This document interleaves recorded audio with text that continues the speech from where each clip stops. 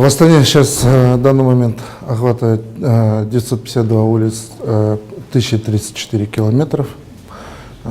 Из него 75% асфальтированных дорог. Сейчас в данный момент в городе Астане в текущем году было произведен на 105 улицах средний текущий ремонт.